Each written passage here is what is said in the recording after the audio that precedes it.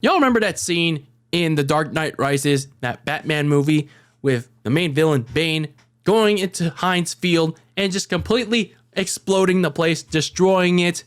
And yeah, I remember that movie. And that kind of reminded me of what the 49ers did in week 1 of this brand new 2023 season. Yeah, they went in to Heinz Field, obviously now known as Acrisure Stadium, and completely demolished the Pittsburgh Steelers in week 1. So obviously going in, I obviously had some questions about this team. And even though they did okay, notably Brock Purdy coming off that elbow injury, that was the preseason. And I guess in the case of, that was the preseason, such was also the case with the Steelers, who were being led by their second-year quarterback, Kenny Pickett, who had a strong preseason.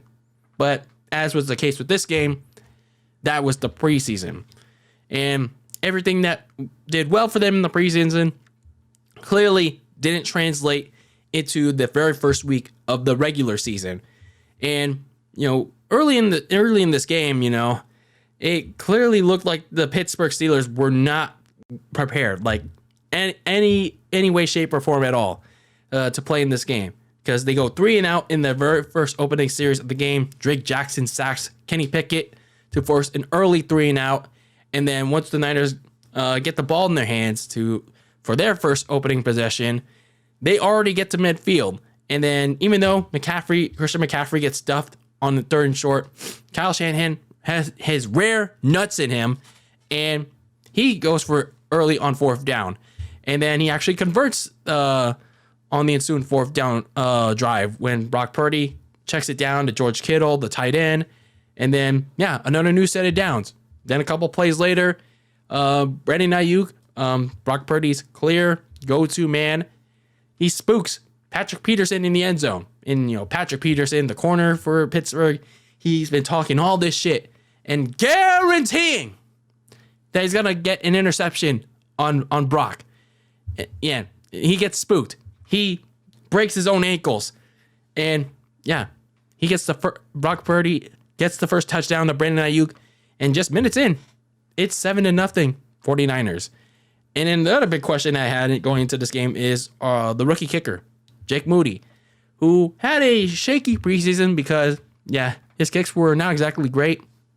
And he was also injured going into the 3rd preseason game. But he managed to answer the big question of, can he make his kicks in the regular season? Which was a resounding yes, with the first extra point in the regular season. So that was at least something. But unfortunately for the Steelers, though, their fortunes really couldn't gotten any worse, because Kenny Pickett, right afterwards, he threw an interception to Charvarius Ford, which was our benefit on heavy pressure. But at least for Pittsburgh, they managed to hold us to Jake Moody's first ever regular season field goal. And already, midway through the first quarter, it was 10-0 San Francisco.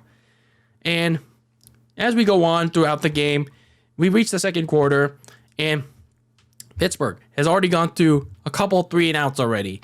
And then once the 49ers get the ball back, you see a Deebo Samuel sighting, but then it still remains clear in day that Brock Purdy is going to Brandon Ayuk. And like I said, Ayuk is Purdy's entrusted receiver. Such is the case with the second touchdown of this game. Brock Purdy lobs a big pass to Brandon Ayuk, who once again bullies Patrick Peterson in a contested battle to catch his second touchdown. And already it's 17-0 now. It is 17-0 San Francisco. 10 minutes into the second, not 10 minutes, like 2 minutes into the second quarter. So it was clear that they were bullying Patrick Peterson for the bullcrap that he said. They were going to make him pay for his crimes that he committed with his mouth. Nah, pal. Nah, Patrick Peterson. You're going to pay for your bullcrap. And, it could have been 24-0 just right after that. But, man, I really wish Fred Warner had that easy pick 6 in his hands. But, hey, what can you do, man? It just doesn't always work out for you. But it is what it is. They, once again, got the 49ers 3 and out. Not the 49ers, the Pittsburgh Steelers. Got 3 and outed again.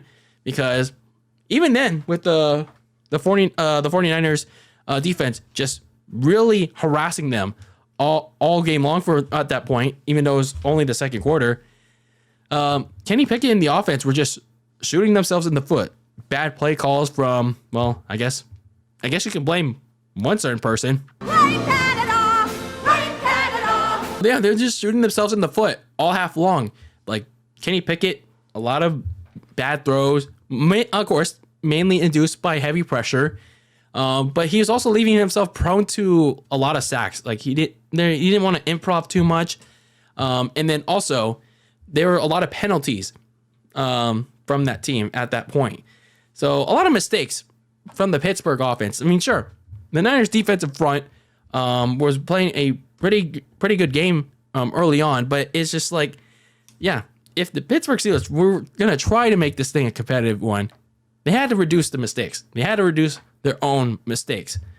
But then, yeah, that's when they did start to reduce their own mistakes. At least on the other side, because TJ Watt, the guy that I said, oh, you have to watch this man, he finally said, yeah, I've had enough of this bull crap. So he finally manages to sack Brock Purdy. But at least for Brock Purdy, to avoid a strip sack, he does this, oh, I'm going to put this behind my back. And then he actually saves a fumble. So smart play on him. And yeah, the Steelers decided to challenge that for whatever reason, even though there wasn't a lot of clear and obvious evidence that, oh, Brock Purdy fumbled that thing. But it becomes 20-0. The Niners still get some points on the board for that. And even though, yeah, 20-0 is honestly like really nothing in the NFL, because, well, anyone can come back from that. But unless you're the Steelers, because they kept shooting themselves in the foot with another 3 and out. Oof. So several minutes, we're getting close to the end of the first half. But the 49ers, here's the thing. They probably had their worst offensive series yet. Because of the offensive line, they're not, I guess they're kind of letting up against TJ Watt. They're starting to cave in on the pressure from TJ Watt, but notably Colin McKivitz, because he was just getting beat by TJ Watt. Yeah, I know. TJ Watt is just that damn good of a linebacker, but McKivitz, you got to do better, man. You have to do better. So following that bad series from the offense, now you seem to have jolted Pittsburgh's offense, because now all of a sudden Najee Harris gets a big run, and then you had a stupid penalty that pushed Najee Harris well after the whistle from, I think it was Diamondre Lenore. So now they're set up well into 49ers territory, and then now you start getting some big passes in from Kenny Pickett with the 49ers for whatever reason. I don't know why they always do this. They always leave a couple of people open and for big gains. I don't know why they always do this. Notably, Lenore and Ambry Thomas. Like, why? Like, what are we doing here? So anyway, eventually they go for it on fourth. They were in a 4th down situation, and they actually converted it. And then another penalty later, they convert that penalty into a touchdown. Kenny Pickett finally struck gold to his tight end Pat Freiermuth to cut that thing down 20-7. And they had momentum on their side going to halftime. And I'm just thinking, now it seems like the momentum is in their favor. Yeah, sure, they were playing crappy all game. They were getting beat by the defensive front, but hell, crazier things have happened here. Crazier things have happened. Like, you can't let if you're the Niners, you can't let yourself, you can't let the Steelers beat you up, man. You can't let them get you. You can't let the momentum shift in their favor. Otherwise, you're going to give them all the confidence in the world and let them get back in this game. But fortunately for them, going into the second half, the Niners immediately sucked all the hope out of them Yinzers. Thanks to Christian McCaffrey. Thank you for Christian McCaffrey, man. Because he got a big touchdown run just in the second play of the second half. Thanks to some big blocks from Ayuk and then Ray McLeod. And he got a big 60-plus yard touchdown run. And then all of a sudden, right there, it's 27-7. A 20-point lead on Pittsburgh. And all hope seemed to be lost on the Steelers. And then once the Steelers offense once again trotted out, it was right back to the very beginning for that offense. Pressure, sack, nothing to be found in the passing game for that Pittsburgh offense with Kenny Pickett. But then things got even worse for them when they lost two key players on both sides of the ball. They lost Cameron Hayward on defense with a groin injury, and then they lost in that second half, like right out of the gate, Deontay Johnson, one of their receivers, to a hamstring injury. So it's like, ooh, man. Yeah, things are not going right for Pittsburgh, and everything is mostly going right for the 49ers. Why do I say mostly? Well, much later in the third, TJ Watt did once again sack Brock Purdy, but Brock Purdy, this was like one of his rare mistakes of the day. He kind of held on to the ball for too long, and he got strip sacked by TJ Watt. And yeah, once again, it was one of those moments where it seemed like Pittsburgh was gonna threaten to get back in this game and make it I think it was like a 13-point game. So yeah, it seemed like they were gonna try to make this a game once again. But the offense, even though they were like right there near the end zone, they just came up empty. They just came up a little bit empty. So they tried to go hurry up like later in the fourth quarter as we were winding down this game. But then Kenny Pickett threw yet another bad throw. And then, he gets intercepted by Talanoa Hufanga. And, we could have gotten even more points on it. But no, the referee's like, no, we can't let you have too much fun. We can't let you have too much fun there, pal. Because we can't let you throw a lateral or, even a forward lateral. What? You can't let you throw a forward lateral to Tashawn Gibson. Come on, man. That's illegal? Okay. You can't do that on interceptions, I guess. But yeah, overall, this is a very dominant victory by San Francisco. I guess the Steelers are pretty fraudulent, I guess. So, yeah, there are a lot of things that we learned in this week 1 victory for San Francisco. I mean, very good first impression from Brock Purdy in this offense. Purdy mostly stayed calm in the face of pressure, and aside from that strip sack, of course, he made very little mistakes. So that's always good to see, especially coming off that major injury back in Philadelphia back in January. So that's very good to see. And clearly in this offense, Brandon Ayuk is his go-to receiver. McCaffrey is like the little engine in this run game. So they're clearly making him like the main back. I mean, obviously, when they need him to be.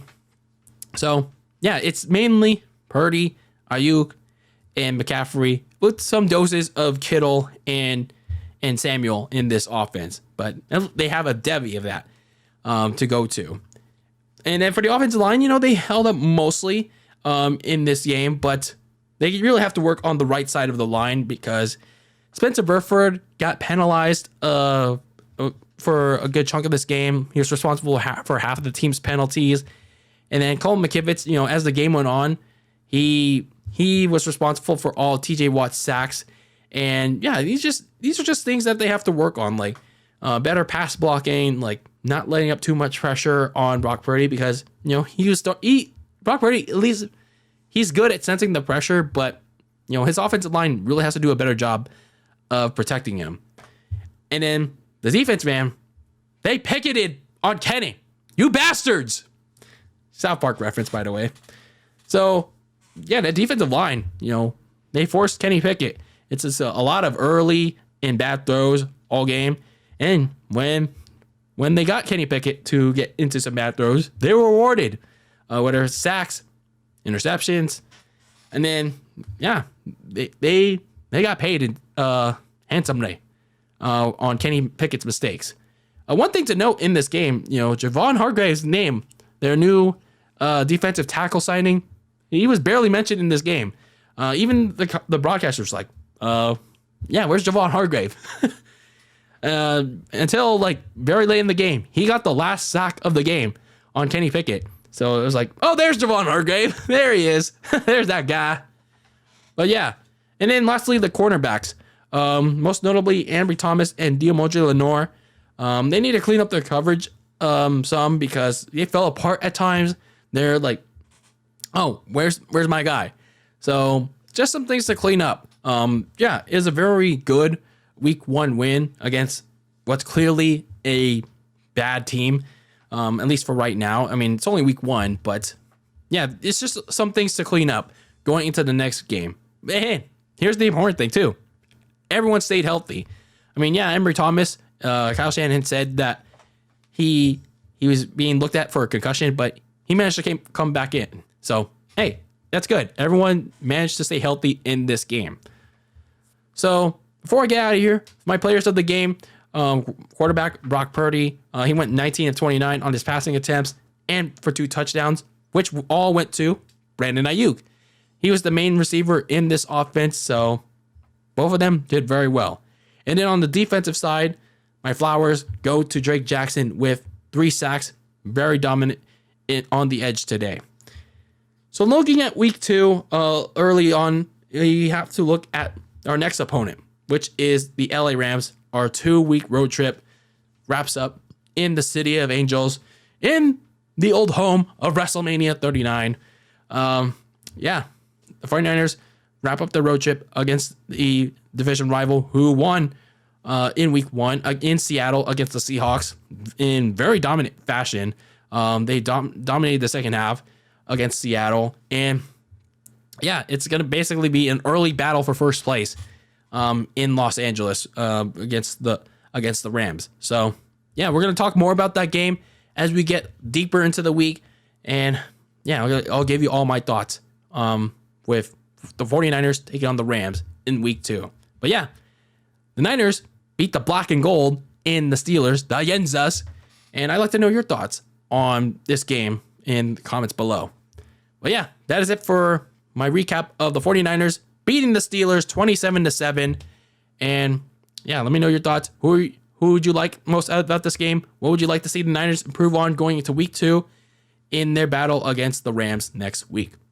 Anyway, this is DylanLasagna signing out of another Niners video here on Very Cold Lasagna. And keep that lasagna very cold in the fridge with your takes on the world of sports. And until next time, peace out.